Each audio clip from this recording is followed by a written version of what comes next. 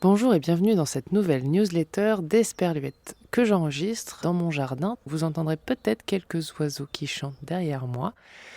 Une newsletter printanière et joyeuse puisque j'ai plein de bonnes nouvelles à vous annoncer.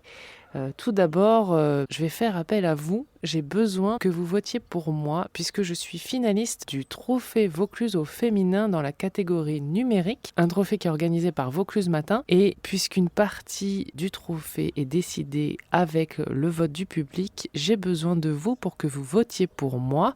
Donc si vous pouviez faire monter les votes, alors il semblerait que les votes soient fermés mi-mai, donc vous avez que quelques jours pour le faire. Je vous mets le lien dans le descriptif de cette newsletter. Si vous pouviez juste prendre 30 secondes pour cliquer sur ce lien, cliquez ensuite sur voter pour Marie-Cécile d'Esperluette Podcast, ça serait vraiment super, merci beaucoup.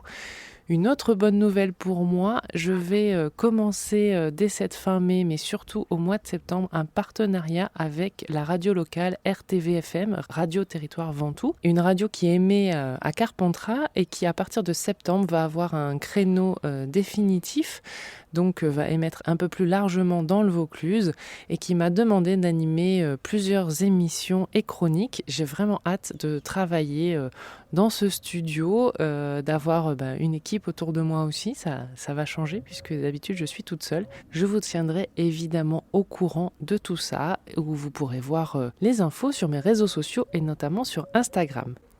Côté nouveaux épisodes sur Esperluette, il y a eu 3 nouveaux épisodes depuis la dernière newsletter. Alors, dans les petites interviews en Vaucluse, vous avez l'interview de Marie Cyrielle, une jeune femme qui a décidé de tourner un vidéoclip qui lie à la fois l'univers de la série Netflix Bridgerton et des créateurs et des artistes provençaux. Je vous conseille d'aller voir ça sur YouTube. Ça s'appelle The Whistler et je vous explique tout dans l'épisode qui est dédié à Marie Cyrielle. Ensuite, vous avez la chronique de Karine Ventalon, chronique culture et théâtrale, puisqu'elle vous parle du théâtre au bout du fil, c'est-à-dire qu'une compagnie de Villeneuve-les-Avignon vous propose, alors vous n'avez pas besoin de vivre dans le Vaucluse pour ça, mais elle vous propose de vous inscrire et de vous appeler pour vous jouer une partie de pièces de théâtre au téléphone, rien que pour vous. Je vous conseille d'aller voir ça.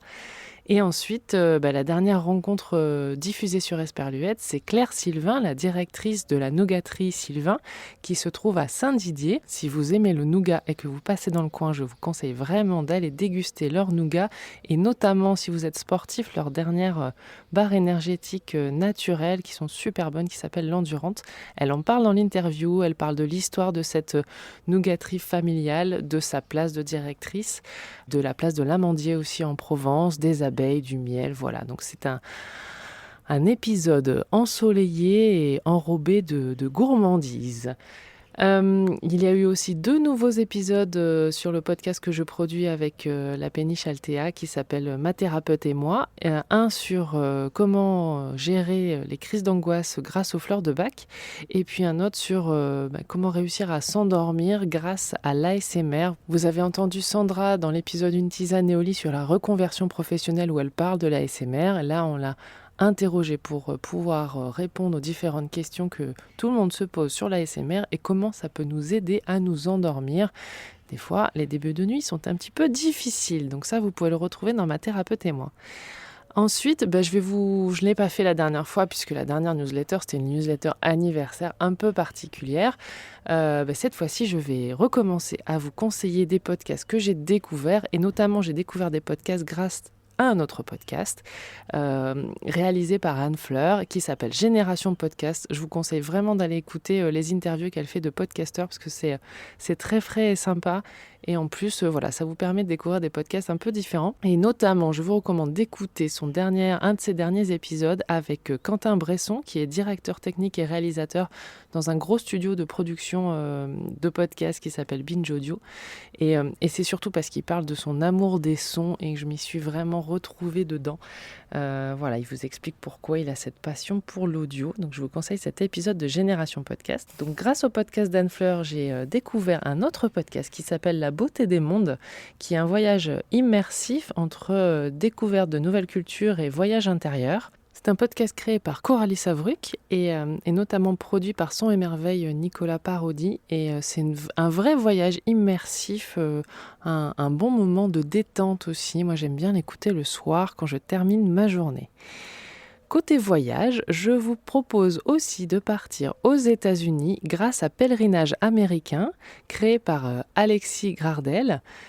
C'est un voyage en Amérique pour comprendre le pays et ses différentes communautés. Donc voilà, il est parti avec son micro, il fait de l'autostop, il se balade dans les États-Unis et j'aime vraiment beaucoup son approche et son approche de podcasteur qui se balade avec son micro et découvre au fil de l'eau des personnes, c'est des rencontres au fil de l'eau.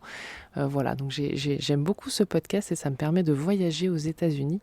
Dernière recommandation, vous savez que la question environnementale est une question importante pour moi et j'ai découvert le dernier podcast produit par Ouest France, animé par le journaliste Lucas Scaltriti. Ça s'appelle « Il y a le feu au lac » et c'est un podcast qui décortique ce que l'on croit sur l'écologie. Donc à chaque épisode, il y a un sujet particulier comme est-ce que les gourdes sont vraiment écologiques, est-ce que la France est vraiment le 4e pays au monde le plus écologique ou est-ce que l'hydrogène est vraiment une évolution qui va permettre de protéger l'environnement, notamment pour les voitures. Et il essaie de décortiquer ces questions-là pour nous donner un avis. Ça dure moins de 20 minutes, c'est hyper instructif, hyper clair, hyper abordable. Je trouve ça vraiment intelligent. Donc je vous conseille vraiment d'aller écouter « Il y a le feu au lac » de Ouest France. Voilà pour cette newsletter, j'espère qu'elle vous a plu, qu'elle vous a donné des idées d'écoute. N'oubliez pas d'aller voter pour moi dans les 2-3 prochains jours pour faire monter les scores d'Esperluette Podcast pour le trophée Vaucluse au féminin. Et merci beaucoup si vous prenez le temps de le faire. La semaine prochaine, vous le savez tous, on va pouvoir enfin se déconfiner et surtout retourner au restaurant, au cinéma. Je vous souhaite d'en profiter au maximum, tout en restant prudent évidemment. Les beaux jours commencent à être là, dans le Vaucluse en tout cas c'est le cas. Le Festival d'Avignon devrait avoir lieu, donc les prochains mois s'annoncent un peu plus joyeux, un peu plus faciles à vivre. Donc je vous souhaite d'en profiter au maximum et je vous retrouve dans un mois pour la newsletter et dans quelques jours pour les prochains épisodes d'Esperluette. Je ne vous en dis pas plus, vous verrez ce qui arrive dans vos oreilles. À bientôt, je l'espère, Luette évidemment.